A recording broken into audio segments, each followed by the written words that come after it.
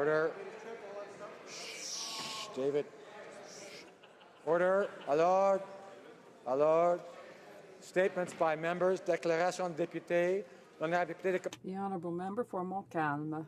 Mr. Speaker, the people of my riding have plenty of heart to spare when it's an issue of combating cancer. Over the last 2 weeks, I saw the MRC of Montcalm and Desmoulins Relay for Life, as well as the Shaved Heads Challenge of the Saint-Jacques firemen exceed expectations. In barely 2 weeks, hundreds of participants and volunteers contributed in collecting almost $660,000 in the battle against cancer. Mr. Speaker, I am very proud to say that the people you will meet in my riding are of this caliber. May their generosity and devotion inspire those who are struggling and who need support. Allow me, a few days before Father's Day, allow me to conclude with a special thought for my father, who at the age of 82 has been fighting since 2000, from relapse to remission with courage, determination, and exemplary resiliency. I love you, Papa. The Honourable Member for Mississauga East Cooksville. Mr. Speaker, I rise today to describe a well-conceived, multifaceted, and much-needed charitable program operating in my area, the Breakfast with Santa Foundation. Several weeks ago, I had the pleasure to visit and view aspects of this unique project at one of its locations, Brian W.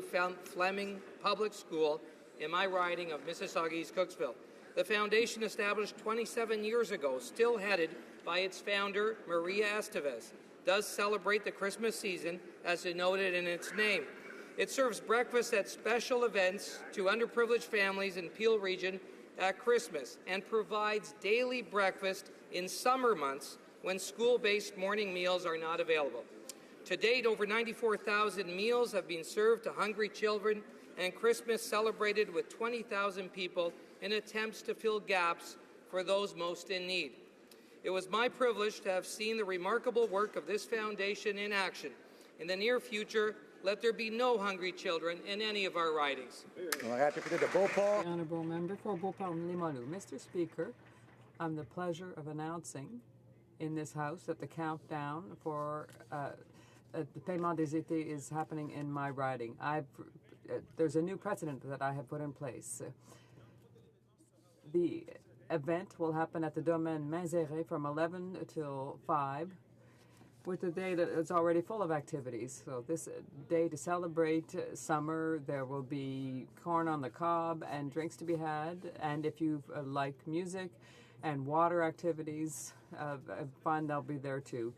This will be, there will be a big tent in the middle if there's rain, or to shelter you from the sun if it's beautiful. So please all come and spend that day with me and my team, in the hope that we will be able to meet with the greatest number of the residents of Beauport-Limoilou. I wish my constituents a wonderful summer and wonderful holidays.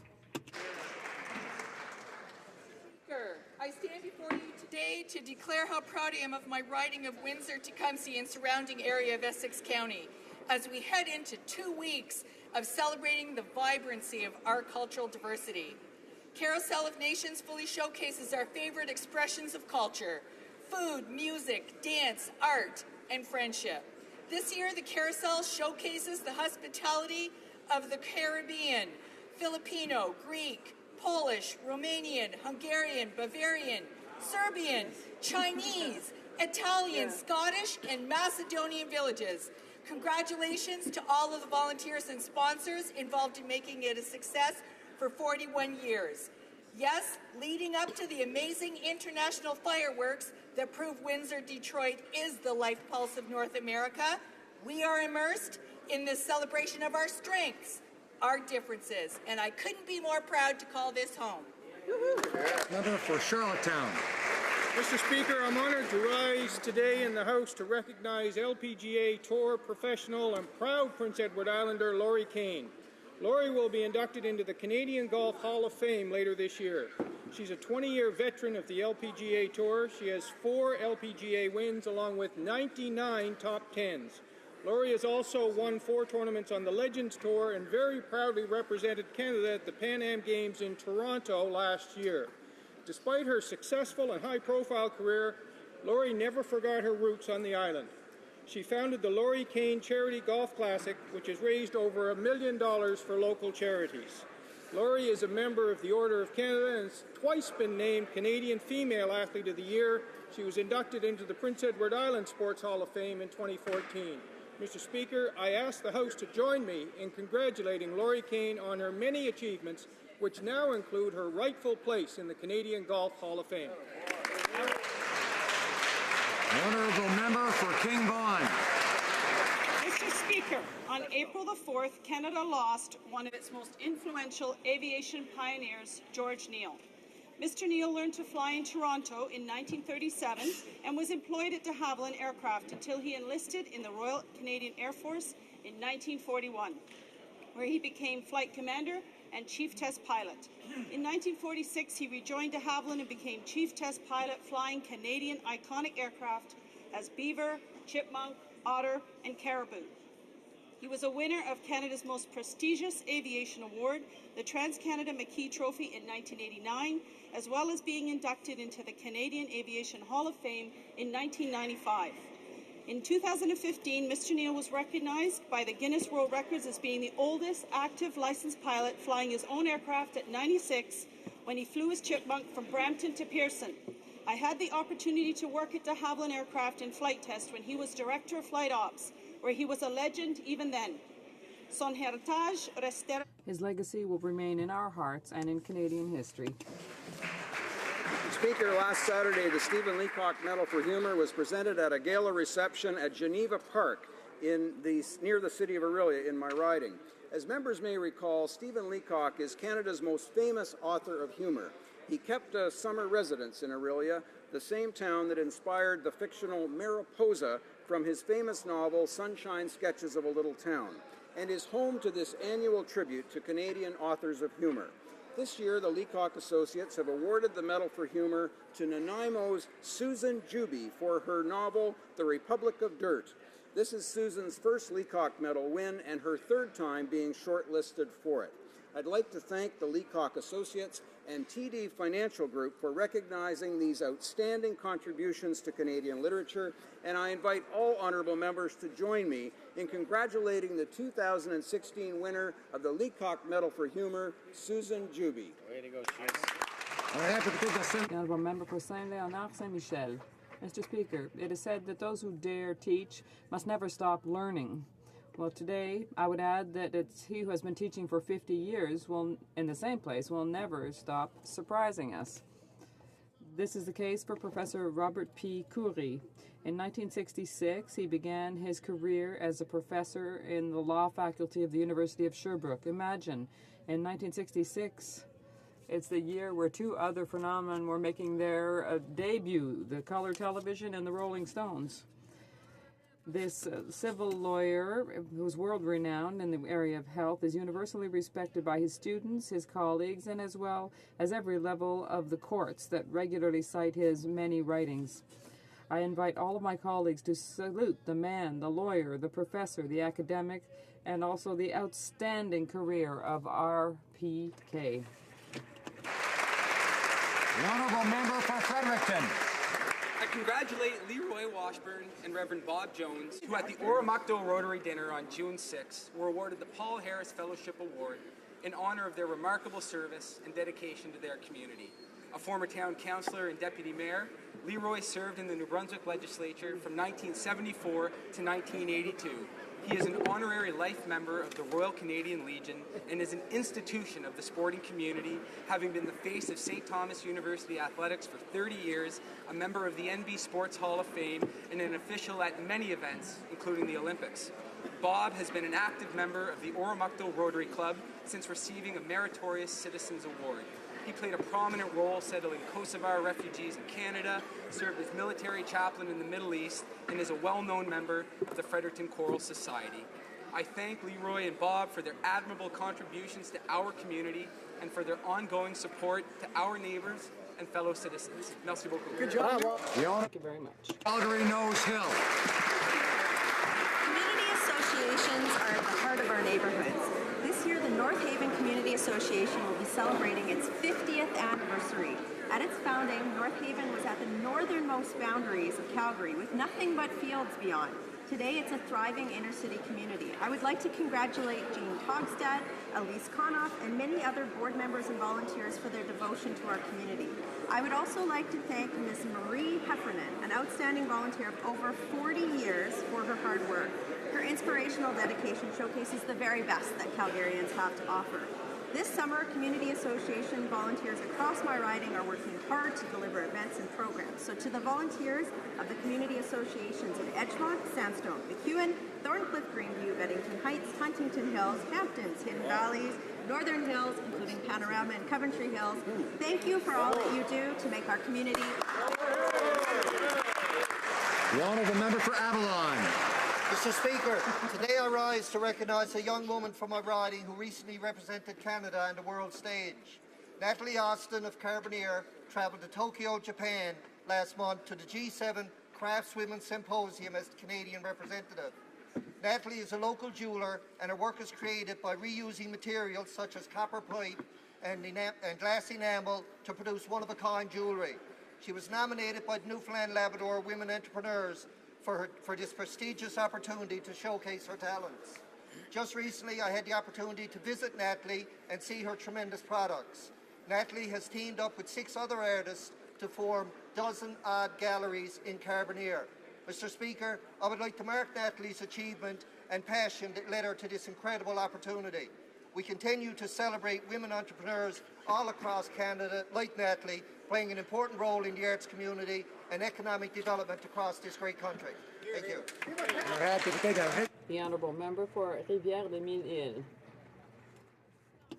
Mr. Speaker, I rise today to celebrate the beauty, charm, and patrimonial wealth of Vieux-Saint-Eustache, a city with a population of 44,000 people in my riding of Rivière-des-Mille-Îles.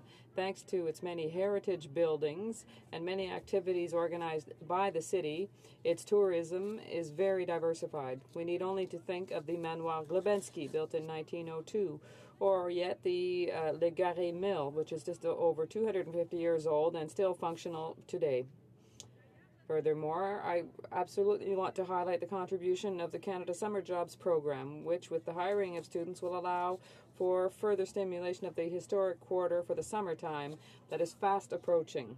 I therefore wholeheartedly invite my colleagues, tourists, as well as all Canadians to come and visit the cradle of the Patriots of Old Saint-Eustache this summer, as well as to participate in its famous Pancake Festival of September 16th to 18th. Happy summer. For Dauphin, Swan River, Nipawak. Mr. Speaker, in the name of environmental protection, the Ontario Liberal government has moved to phase out what they call low-efficiency wood-burning stoves that provide heat for hundreds of thousands of Ontario residents. This excruciatingly bad environmental policy will eliminate one of the most cost-effective heating options for those who choose to heat with wood, many of whom live on modest incomes. This policy, if fully implemented, will hurt families across Ontario, particularly in rural areas. Wood consumption in Canada accounts for 30 to 35% of renewable energy use, second only to hydroelectricity. Governments across Canada should celebrate wood heat, given it is the most carbon-neutral energy source available. Mr. Speaker, I would urge that governments across Canada support those millions of self-sufficient Canadians who choose to heat with wood. However, Mr. Speaker, should the anti-wood burning policy of the Ontario government catch fire with the government of Canada, well, they will have to pry my axe and chainsaw from my cold, dead hands.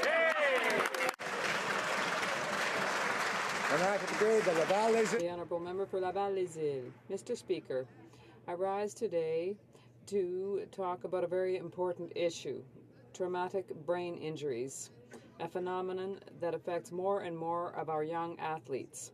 These injuries may cause devastation or dysfunction of the intracranial nervous system. Every year, more than 160,000 Canadians suffer these injuries. More than 30% of these people are youths. In my riding of Laval-les-Îles, more than 20% of my citizens are between the ages of 18 to 34. They are at the highest risk of suffering permanent damage. The victims of these injuries suffer after effects that are physical, cognitive, or behavioral. We must raise awareness as much as possible in order to avoid head injuries that can have serious repercussions on the lives of victims. They must be aware that they must consult to better prevent and heal these injuries. Thank you, Mr. Speaker. Saskatoon West. Mr. Speaker, the Special Committee on Pay Equity has just tabled its report on the implementation of a proactive pay equity regime. On behalf of Canada's women who have waited too long, I urge the government to act immediately. Women should receive the same pay and benefits as men for work of equal value. Just one example of the many situations that women are faced with every day is the one faced by rural and suburban mail carriers at Canada Post. The RSMC bargaining unit does essentially the same work in the same offices, even on the same streets at times, as letter carriers in the urban bargaining unit. Despite this, the female-dominated RSMC bargaining unit gets paid, on average, 28% less than the largely male-dominated letter carriers in the urban bargaining unit. This situation was brought to the Prime Minister's attention on March 21st and June 1st, but has not yet responded. Pay equity is a human right, but until there's legislation, women are forced to bargain a human right. Thank you, Mr. Speaker. Honourable Member for Louis Saint Laurent. Mr. Speaker, it's with great sadness that we've learned of the passing of the Honourable Gilles Lamontagne. At the age of 97, Mr. Lamontagne was an alderman, a mayor of the City of Quebec, a federal member of Parliament, Minister of National Defence, and Lieutenant Governor of Quebec. As you can see, he was a man of great accomplishments, but particularly of great humility. An airman during the Second World War, he served our country with bravery. As a prisoner, he experienced the hell of Nazi concentration camps. Elected as mayor in 1965, his style as a politician was refreshing. He preferred compromise to quarrels and searched out collaboration rather than confrontation, had respect for his adversary rather than trying to demolish them. We never knew him to have any political enemies. And yet, in the autumn of his life, he contributed in the most personal way to help many people. The public emergence of problems related to PTSD brought this Second World War veteran to share generously his support with veterans. Even though he left City Hall in 1978, the people of Quebec still called him Your Worship. It was a sign of respect and affection, and he knew how to pay that back. Au revoir, Mr. Mayor.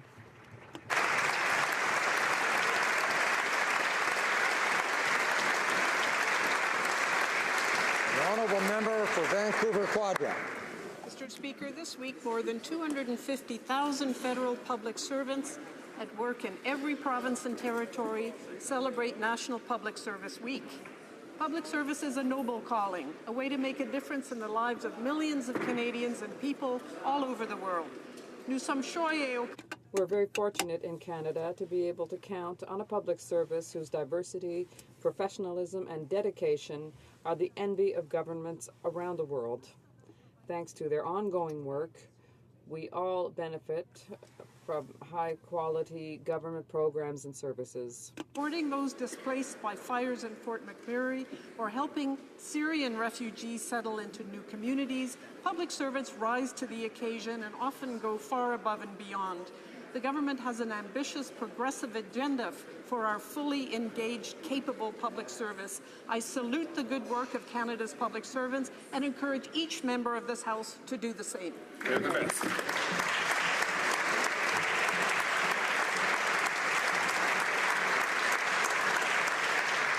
Oral questions, questions orales.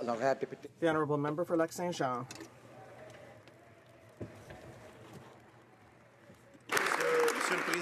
Mr. Speaker, in 2006, our Conservative government signed a historic agreement on softwood lumber with our American partners after the previous Liberal government failed to act.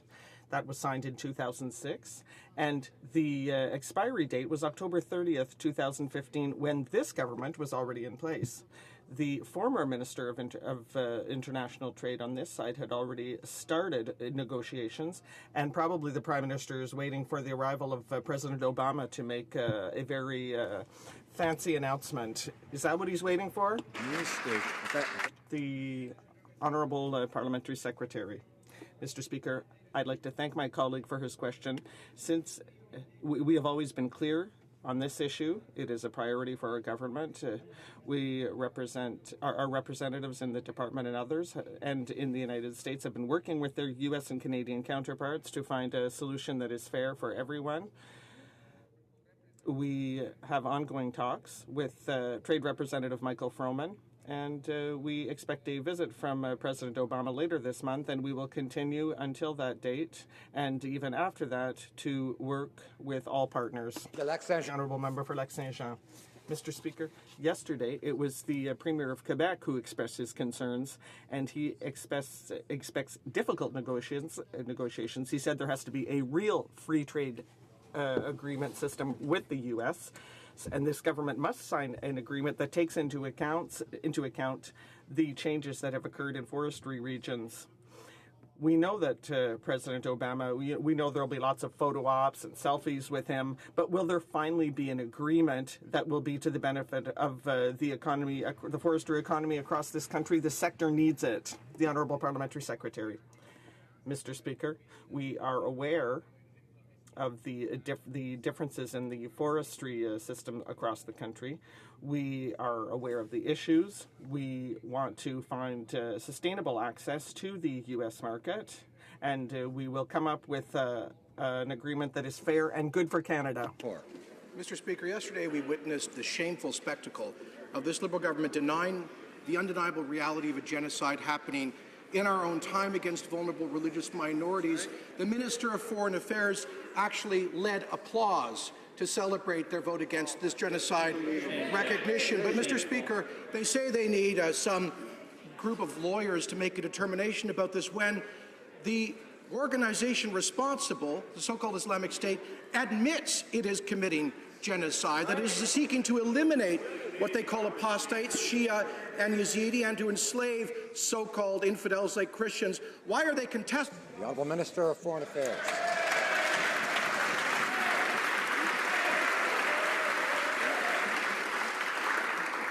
Mr. Speaker, I would like to take this opportunity to inform the House that today the Parliament of Sweden rejected the same kind of motion by a vote of 268 to 43.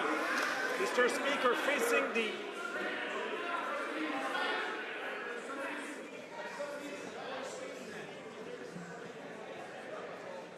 Order. Order. Alors, on aurait pu peut-être... Order. The Honourable Member for Bellechasse, Les Êtres-Humains, Lévis should restrain himself, please.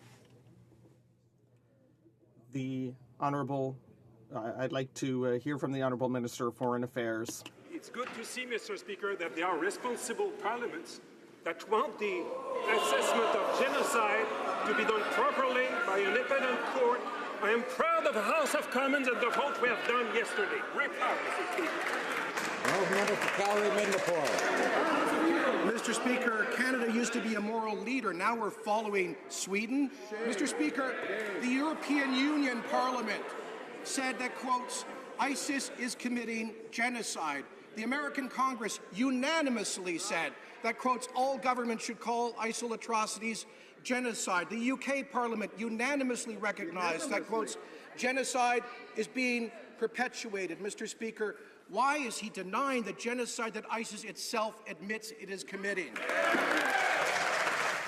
Honourable Minister of Foreign Affairs. Mr. Speaker, the EU Parliament has not been followed by any parliament in Europe but the UK, and the government of UK has said the same thing than us, that the proper way to do it is the way the motion proposed by our member will be followed. And this motion said that it must be done by an independent body to be known if it's really a genocide. That's the proper way to do, not the way they wanted to do it. This is no one government that is following the way they want to do it. Members, most members have the ability to listen to things whether they like it or not and not respond. And I think we should be able to set an example to, for instance, young people that come here, especially in the spring, to watch Parliament, show them an example of how adults can behave even when they don't like what they're hearing. So I'd ask the member for Battle River, Crowfoot, and others to try to restrain themselves. The honourable member for Calgary Mid-Napore has the floor. Mr. Speaker, the unanimous motion of the UK Parliament, the unanimous motion of the US Congress, the motion of the EU Parliament. Which is responsible for genocide. Daesh is genocidal by self-proclamation, ideology, and by actions in what it says, what it believes, and what it does. And our Prime Minister says to recognize it would be to trivialize it. What this government's genocide denial is doing is trivializing the suffering of these people and their attempted extermination. Isn't this government just covering up for its end of the combat role of Canada against those responsible? Honourable Minister of Foreign Affairs.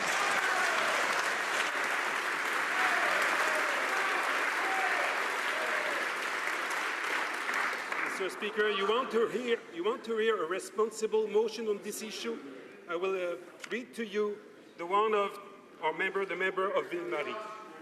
That the Government of Canada continue its efforts to have these atrocities properly investigated and, where appropriate, referred to the International Criminal Court to formally determine the existence of genocide and to bring the perpetrators of these crimes to justice. This is a responsible motion, Mr. Speaker. Honourable member for New Westminster, Burnaby.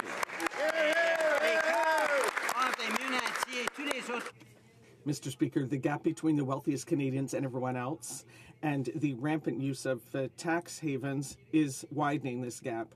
The richest and most well-connected Canadians get off easy, whereas the government is continuing to obfuscate when it comes to tax evasion.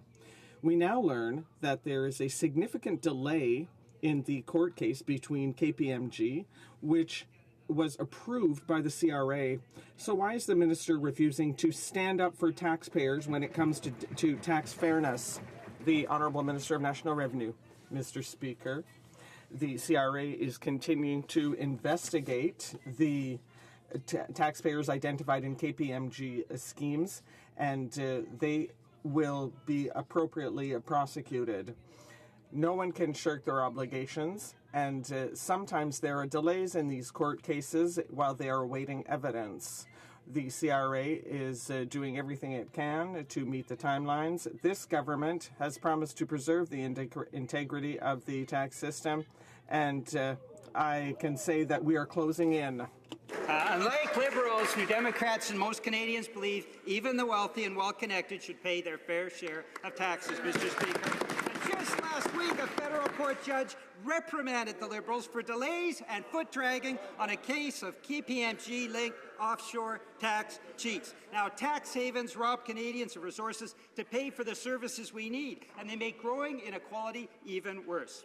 So when will the government stop defending inaction and sweetheart deals, and when will Liberals act to defend the fairness of our tax system?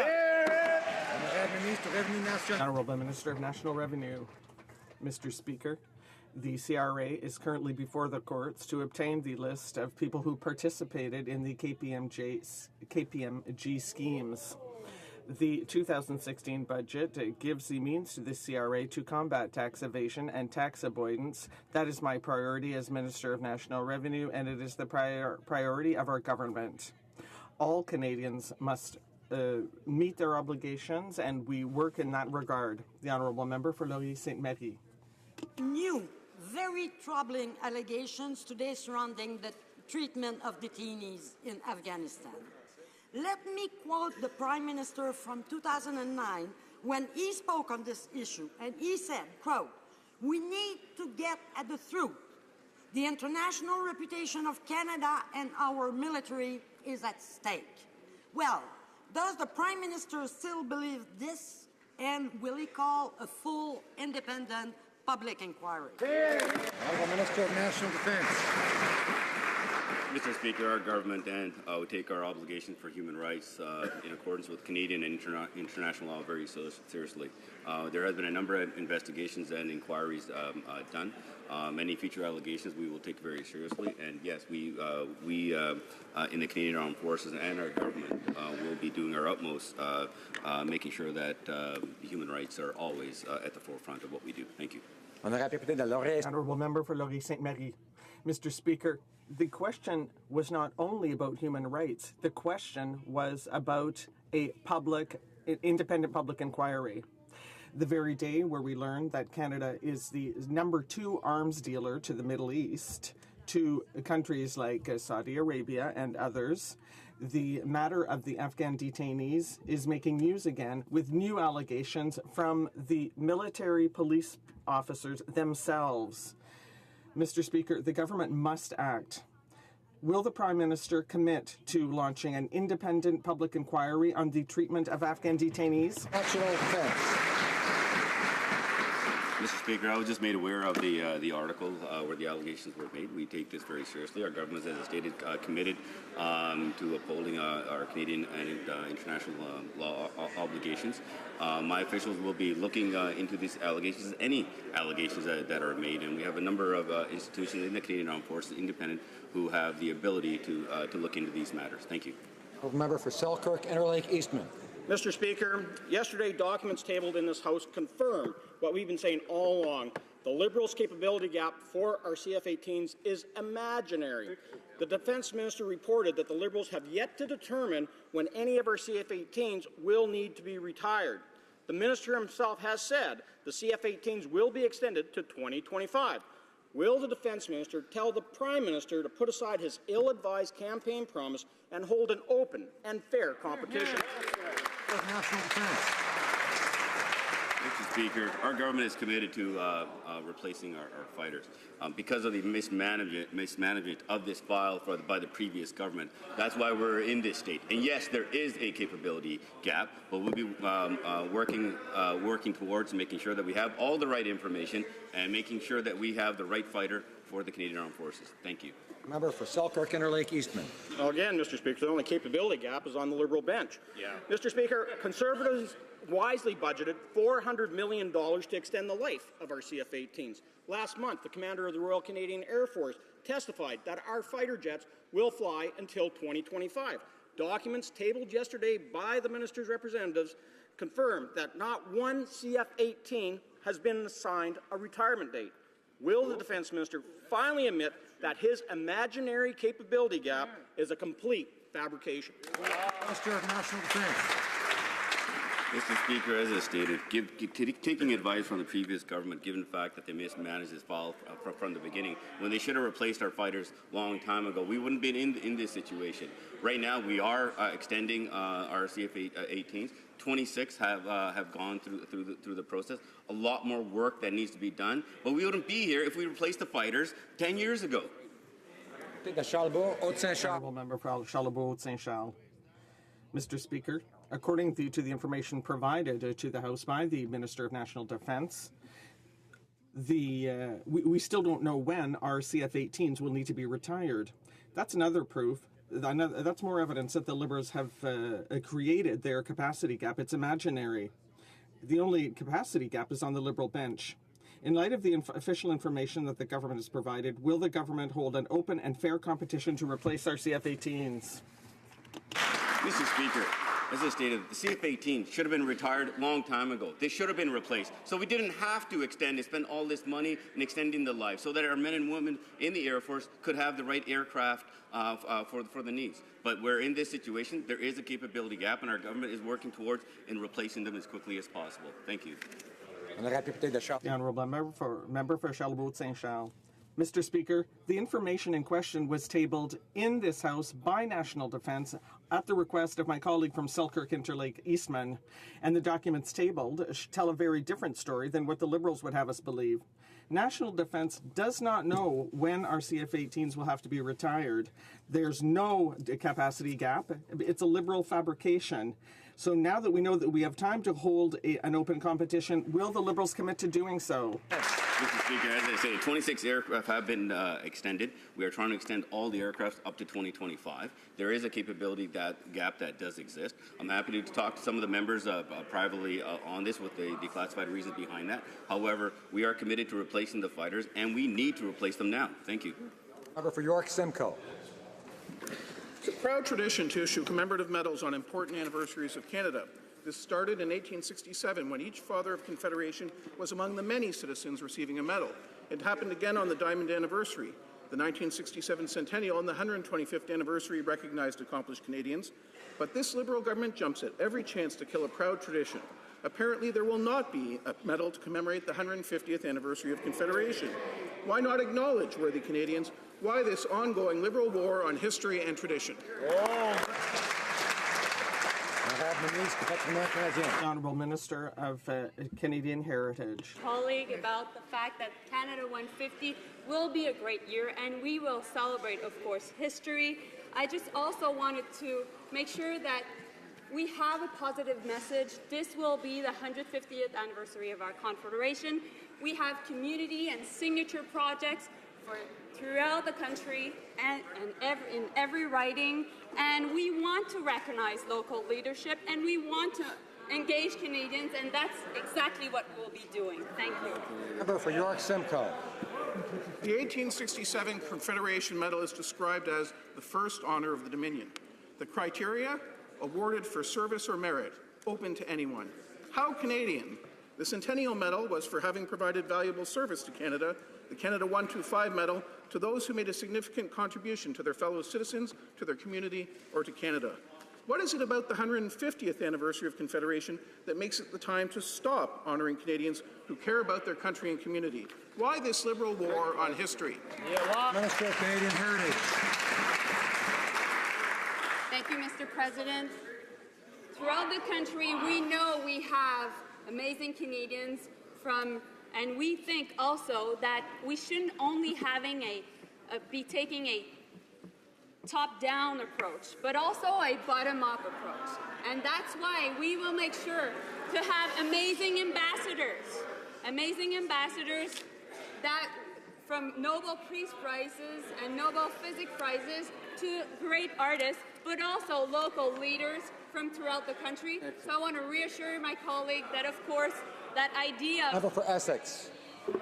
Yesterday, the National Chief of the AFN testified that First Nations have serious concerns about the TPP deal, but all he received from the minister was a phone call. First Nations have not been consulted.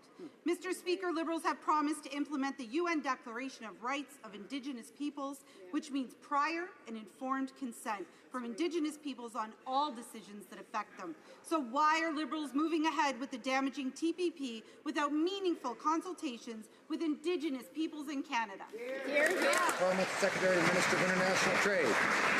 Thank you, Mr. Speaker. I'd like to thank the honourable member for her question. We agree, Mr. Speaker, that consulting with Indigenous peoples is critical to the process of consulting on the TPP. We're pleased that the Trade Committee heard from Indigenous groups yesterday morning. But as the member has said, Chief Bellegarde did say that he had spoken to the minister. Further meetings are planned towards the end of this month. They've already been set. I, as Parliamentary Secretary, met with Mr. Clément Chartier of the Métis National Council. But we agree with the member opposite. We need to do more, and we're committed to continuing consultations with First Nations on a nation-to-nation basis. Honourable Member for Timmins, James Bay. Mr. Speaker, the Minister of Health has yet to explain why it's okay for her officials to interfere with doctor treatments for Indigenous patients. We have a brutal suicide crisis across this country, and yet her department routinely denies psychiatric prescriptions for new drugs to deal with depression, antipsychotic behavior, and suicide. In fact, they'll force patients to go through 2 failed trial periods with out-of-date drugs before they'll accept the doctor's diagnosis. Wow. They're putting people's lives at risk. So will the minister take responsibility for her office and end the discriminatory and dangerous practice? Hear, hear. The Honourable Parliamentary Secretary for Health. Mr. Speaker, Health Canada is committed to providing medically necessary services to First Nations and Inuit clients through the non-insured health benefits programs. The NIHB program covers over $1 billion in health benefits for First Nations and Inuit every year. Nearly 99% of pharmacy claims and 90% of dental claims were approved. Honourable Member for Lanark, Frontenac, Kingston. Mr. Speaker, Matthew Mendelson is one of the principal authors of the Liberal election platform containing that famous promise about 2015 being the last election under the current electoral system. Now Mr. Mendelson is a senior PCO official, specializing in what the government refers to as results and delivery, whatever that means. Mr. Mendelson is also the co-author of a fascinating paper on electoral reform. Oh, really? He writes that it is, and I quote, a given that no serious change can be made to the electoral system without being approved by referendum. To be frank, Prime Minister take his advisors' excellent advice and hold a referendum, or would a referendum get in the way? The Honourable Minister of Democratic Institutions. Mr. Speaker, I'd like to take this opportunity to wish all public servants a happy National Public Service Week. We count on their professional, non-partisan, and dedicated efforts to serve this country, and I can assure the member opposite that we will be relying on our public service teams, as well as experts and academics, but also all 338 members of this House who will reach out to their constituents and ensure that their voices are reflected in this process. Honourable Member for Richmond Arthabaska. Mr. Speaker, the way that the electoral reform file is being handled, it is clear that not all Liberals agree. How else can we explain that a man as respected as the Minister of Foreign Affairs must keep quiet about such a fundamental issue? The Minister says that she wants to listen and to allow all Canadians to express themselves. So, Mr. Speaker, my question goes to the Minister of Foreign Affairs. Does he still agree with what he said in 2012? That is, precedent makes holding a referendum necessary in Canada. Changing the voting system would require popular support. Honourable Minister of Democratic Institutions. Mr. Speaker, I'd like to remind the member opposite of what the process here is. Come Monday, which is the final day that all parties will have an opportunity to submit the names of the individuals they'd like to have represented on the all-party committee, the committee can be established and begin its work. That work includes reaching out to experts and academics. That work includes reaching out to those constituents in our riding who don't have an opportunity to be part of this process traditionally. And that work includes a commitment on behalf of all 338 members that we will go out of our way to make sure that those voices are heard. For Calgary Nose Hill. Mr. Speaker, yesterday Mexico's finance minister implied that lifting the visa requirement that Canada has imposed on Mexico was a done deal. However, at committee last Thursday, senior Canadian officials confirmed that a formal evidence-based visa review has not been completed. If the Prime Minister has told Mexico that it will immediately lift the visa requirement and it isn't using the standard evidence-based review process, what criteria is he using to lift this visa requirement? Honourable Parliamentary Secretary for Immigration. Mr. Speaker, I thank the opposition critic for this question. First of all, the government is very much looking forward to hosting the first Three Amigos Summit on Canadian territory in some time, an event that was cancelled by the previous government when relationships were so frayed that a meeting would not be possible. But including that, at that meeting, we are looking forward to meeting our campaign commitment, which is to lift the Mexican visa as we committed to during the campaign, and we are undertaking the reviews necessary to ensure that that is done appropriately. Thank you. For Calgary Nose Hill. So no criteria, but this is where it gets interesting. Romania is signaling that they're going to raise their Canadian visa requirements as a wrench in the CETA ratification process. These countries have had visa requirements with Canada in place for many years. So if the Prime Minister won't tell Canadians what criteria he's using to lift the visa requirement for Mexico, as the Parliamentary Secretary just said, what is he telling the Romanians right now? The Honourable Parliamentary Secretary for Immigration. I thank the member opposite for the question. With respect to Romania and as well Bulgaria, because the two go part and parcel in terms of dealing with EU, we take our commitment to the EU and our relationship with the EU very seriously. The steps that we are taking are that we are engaging in dialogue with both Romanian officials and Bulgarian officials. The minister has met with such individuals. I have myself as well. In fact, the Romanian delegation is here today. We are taking this situation very seriously, Mr. Speaker, in terms of expanding a dialogue to address the visa issue so that we can move forward with a productive relationship. Thank you. Member for Nanaimo, Ladysmith. 20 years ago, the Liberal government promised Canada would use gender-based analysis for all programs, policies and laws. But 2 Auditor General reports found the little done was piecemeal and inadequate. As the Auditor General said, a major barrier was lack of mandatory requirements. Mr. Speaker, women's equality cannot be left up to the whims of any government or cabinet. And so will this government introduce legislation before the end of 2016 to make gender-based analysis a mandatory requirement across all of the government of Canada? Honourable Minister for the Status of Women. Well, thank you, Mr. Speaker, and it was my extreme pleasure to see that well over 1,000 parliamentarians, staff members, and bureaucrats took part in the gender-based analysis competition that we had just a few weeks ago and received their certificates. So it's a fantastic indication of the interest in gender-based analysis. We take this very seriously. It's an important tool of the government to make sure that we have equity woven throughout our programs and policies, and we'll be working very carefully to make sure that we strengthen that capacity. Thank you. The Honourable Member for Saint-Hyacinthe-Bagotte. Gender-based analysis within the federal government is not a new concept. Indeed, a Liberal government had committed to introducing it in 1995. Because this is 2016, that means that we've been waiting over 20 years. For 20 years, departments have been making decisions without having to consider consequences for women, and this systematically. Will the government commit to stopping these delays and implementing gender-based analysis in all departments before the end of 2016? Well, thank you very much, Mr. Speaker, and I was really pleased that the Standing Committee that looks at the status of women in Canada took upon it themselves to study gender-based analysis and how we can strengthen the use of that tool throughout government. I'm very much looking forward to reading their report and responding fulsomely in this Parliament. Thank you. Now, member for Thunder Bay, Rainy River. Mr. Speaker, many Indigenous communities in Canada, particularly those located in rural, remote, and isolated areas, are facing a distressing mental health crisis. These communities too often lack proper access to vital services and support, and the services that do exist are not always culturally appropriate or properly aligned with community needs.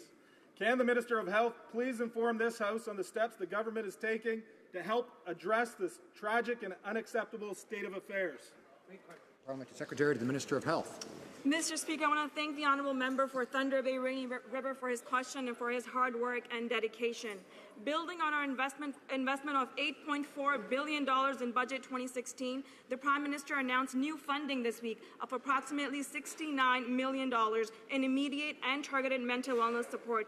That includes 4 crisis response teams, an increase of mental wellness teams from 11 to 43, training to ensure that care services are culturally appropriate, and a 24-hour culturally safe crisis response line. Thank you, Mr. Speaker. Member for Kamloops, Thompson, Caribou. Thank you, Mr. Speaker. And yesterday, the AFN chief said that more than 130 First Nations are dead set against pipelines and energy development. The rest are demanding an absolute veto over any proposed developments. As you can imagine, this creates great uncertainty for investors. So can the Prime Minister clarify for all Canadians, do First Nations have the right to veto, yes or no? Honourable Minister of Natural Resources. Mr. Speaker, Indigenous communities have not been meaningfully consulted about major energy projects, and because the former government didn't do a very good job, we've decided to do a better one. We announced a set of principles on January 27th, the center point of which was that kind of meaningful consultation. We have asked a ministerial panel of 3 individuals to go up and down the line for that kind of consultation. And, Mr. Speaker, 2 out of the 3 of those representatives are Aboriginal women. Member for Kamloops, Thompson, Caribou. Thank you, Mr. Speaker. And as you can see, both the Minister and the Prime Minister continue to do a dance on this issue in terms of the veto. When they promise to implement the UN declarations, the expectation of First Nations clearly is they have a veto over resource development. And as Chief Bellegarde said, a right to say yes, a right to say no. The Liberals are creating confusion. And again, I'll ask them, we need a simple answer, yes or no. Minister of Natural Resources. Mr. Speaker, we have a constitutional and a moral obligation to meaningfully consult Indigenous people, not only about major resource projects, but about many elements of public policy in Canada. We know that that consultation over the last 10 years was insufficient. It was insufficient using both constitutional and moral arguments. That's why we're committed to doing a better job. Fort McMurray, Cold Lake. Mr. Speaker, new research from Canada Public Policy Forum has found the lack of transparency is a governance barrier facing First Nation communities. The Financial Transparency Act was a way for Indigenous governments to demonstrate their own credibility and accountability to potential investors and partners. That's right. Will the Minister agree to undo the damage this government has done to economic opportunity for First Nation bands and start enforcing the Financial Transparency Act. Minister of Indigenous and Northern Affairs. Mr. Speaker, I'm pleased to answer the member's question by celebrating the over 200 bands that have engaged with the First Nations Financial Management Agency with all of the training that requires. We are encouraging way more. But the member needs to know that there is a requirement for every First Nation to submit the audited statement to my department and to share it with their members. If they are unable to get that report, that they can get it from my department. Member for Fort McMurray, Cold Lake. Mr. Speaker, the Executive Director of Atlantic Policy Congress of First Nations said, quote, "Our chiefs fully support public transparency and full accountability to our First Nation members and disclosure of our audited financial statements. Our chiefs support good governance and the improvement of conditions of all our people." Will the Minister listen to the Atlantic Policy Congress, stop ignoring the law, and restore the compliance measures of the Financial Transparency Act? Minister of Indigenous and Northern Affairs. Mr. Speaker, we celebrate the leadership of the Atlantic Policy Congress, and we are very, very keen. Accountability is part of, and transparency are the goal of all First Nations in this country, and it is really important. Top-down decisions don't work. We are working on transparency and accountability with the First Nations, bottom up. That's the only thing that's going to work. Honorable député de Trois-Rivières. The Honourable Member for Trois-Rivières. Mr. Speaker, this week, Walmart threatened to stop accepting Visa in its stores because transaction fees are too high for Walmart. Imagine the dilemma of our small businesses who must now choose between accepting these crushing fees or lose customers. In opposition, the Liberals were against the voluntary code of conduct of the Conservatives, but now that they're in power, they're promoting it. It's incomprehensible. When will the government finally take action and impose a ceiling on credit card fees for our small businesses? Finance. Mr. Speaker, we recognize that there is a voluntary agreement among the credit card companies to look at their fees. We are looking forward to the report on that voluntary agreement. We know that it's important that there's a competitive market in credit card fees so that consumers can be well treated, and we're committed to responsibly taking a look at that report and understanding how we can ensure this market stays competitive in the future. Member for Courtenay Alberni. The fact is, unfair credit card merchant fees are out of hand and putting small businesses and jobs at risk. Mr. Speaker, while Walmart announced it will no longer accept Visa, small businesses don't have that luxury.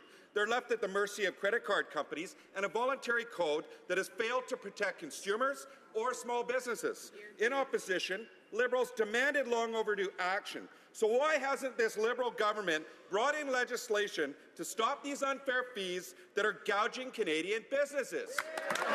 The Honourable Parliament Secretary Minister of Services. Speaker, and I'd like to thank my honourable colleague for the question, because we do like to talk about small business and the things that we are doing to help them.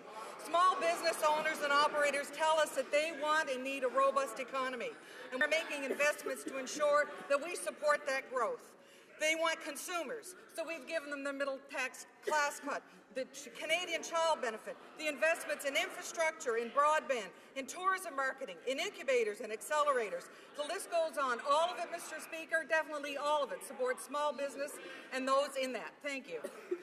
Member for Battleford's Lloydminster. Well, thank you, Mr. Speaker. The Prime Minister famously promised Canadians to have the structure of a new softwood lumber agreement completed within 100 days of his family reunion in Washington.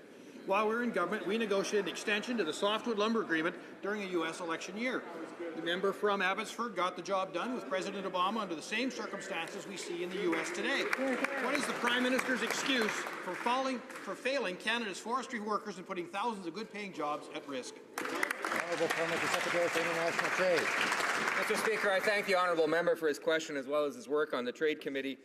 It's clear that we started off at a disadvantage because of the lack of work done by the previous government on this file. Our officials have been engaged on this file from day one, Mr. Speaker. We are continuing engagement at all levels, from the ministerial level all the way down, and we are gearing up towards a visit with the President in which we will further advance our progress towards a deal which ensures stable access to the American market. The Honourable Member for Portneuf-Jacques-Cartier. Mr. Speaker, everything this government touches is at a standstill. To get back to my colleague's questions, the Softwood Lumber Agreement expired in October 2015.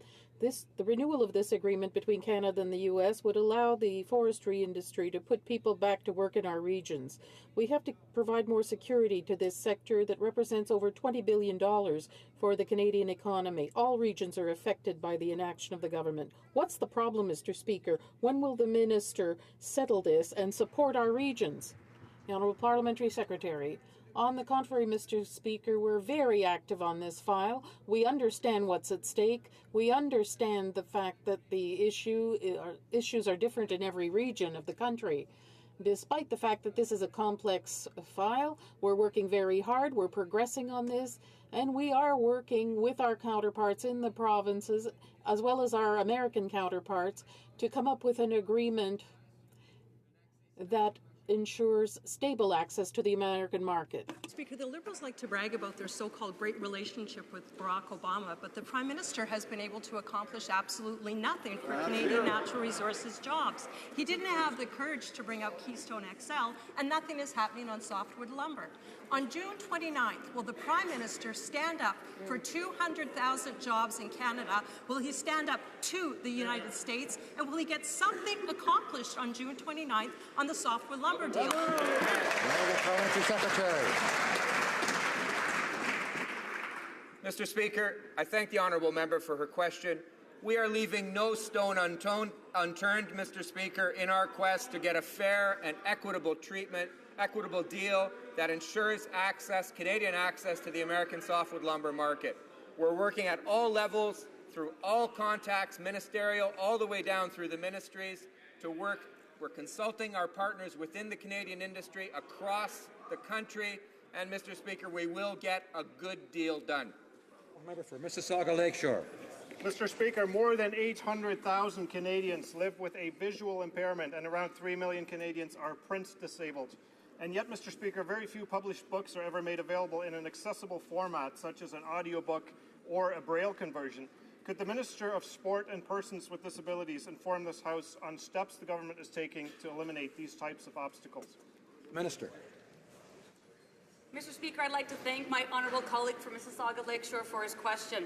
Ensuring greater accessibility and opportunities for Canadians with disabilities in their communities and workplaces is a priority for our government, and increased access to print materials is a path to inclusion.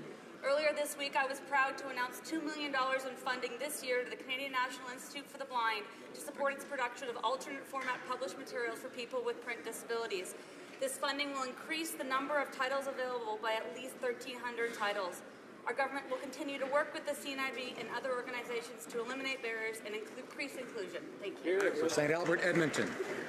Mr. Speaker, last month, the Minister of Justice said in this House that she would put in place short-term procedures to appoint judges, quote, in the very near future, unquote. 1 month later, the minister has yet to appoint a single judge, notwithstanding an unprecedented backlog in our courts. So, Mr. Speaker, when will the Minister of Justice stop talking and start appointing? Mr. Secretary to the Minister of Justice.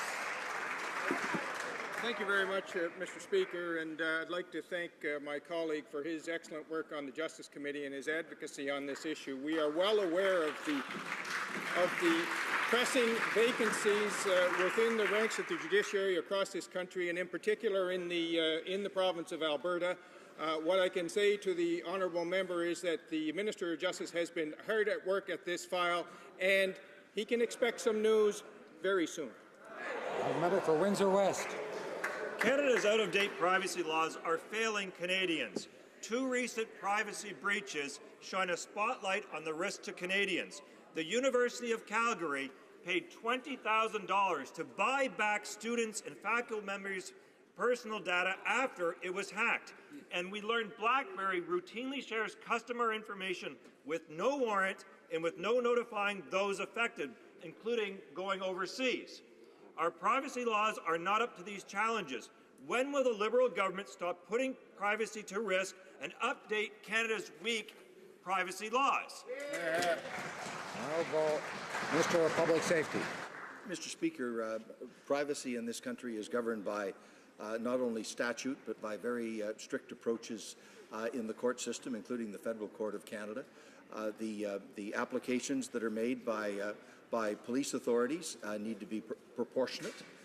They need to be justified on the grounds of the subject matter under investigation. And the courts ensure, when an application appears before them, that the appropriate standards are in fact applied rigorously. Excellent. Member for Toronto Danforth. Mr. Speaker, des gens de ma circonscription. People in my riding have talked to me about their concerns after their child is delayed at the airport because of identification problems. I know that this is a file that the Minister of Public Safety has been following closely since we were elected. Ongoing impact this may have. Can the Minister please share with the House the steps his department is taking to help those experiencing difficulty with aviation security lists? For Public Safety. Monsieur le Président, je vous remercie. Mr. Speaker, I thank the Honourable Member for Toronto Danforth for her question. I share her concerns, and I understand the frustration of affected travellers. Mr. Speaker, embedded in the Passenger Protect program when it was first created a number of years ago, we're working to make the necessary structural changes. But last week, as an interim measure, I announced the launch of a new Passenger Protect Inquiries Office that will help people who experience difficulties related to aviation security lists. We want a safe system that treats Canadians with respect. Member for Peace River, Westlock. On Friday, I asked the Liberals why they have no plan to combat human trafficking. The Parliamentary Secretary for Justice replied the government's only priority is to review the criminal code. Mr. Speaker, frontline anti-human trafficking NGOs and survivors don't need a review of the criminal code. They need real support from a government that takes this issue seriously. Right. Why are the Liberals doing nothing to end human trafficking? Good question. Honourable Parliamentary Secretary to the Minister of Justice. Thank you very much, Mr. Speaker, and I reject the premise of that question. This government is very committed to attacking the scourge of human trafficking in this country. We're well seized of the issue. We were the ones who instituted an inquiry into murdered and missing Aboriginal women.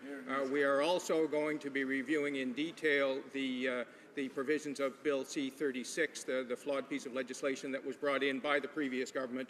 We are seized of it, we are acting on it, and we will indeed come up with an evidence-based solution to this terrible scourge.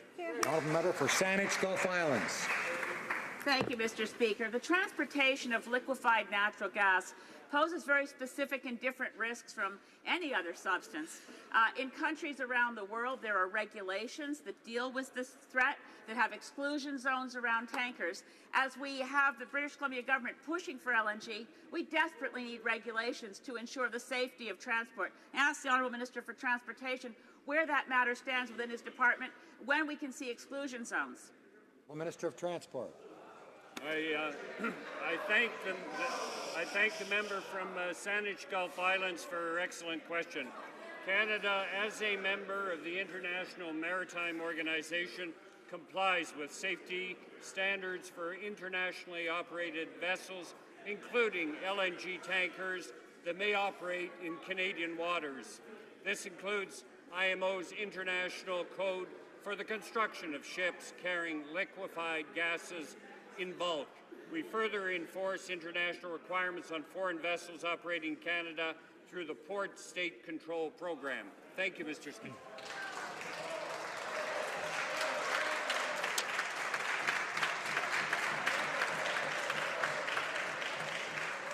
This will conclude question period for today. Tabling of documents.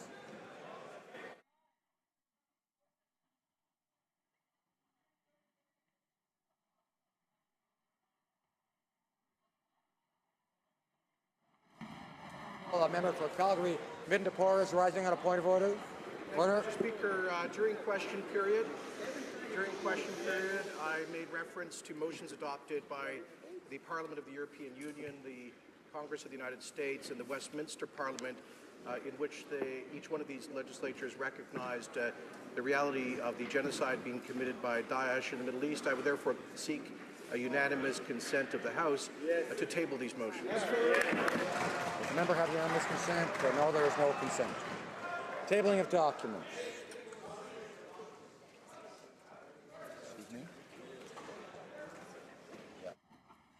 Parliamentary Secretary to the Government House Leader.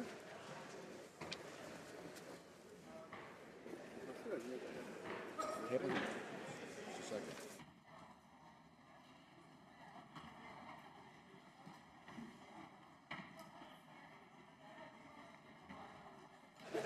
Introduction of government bills.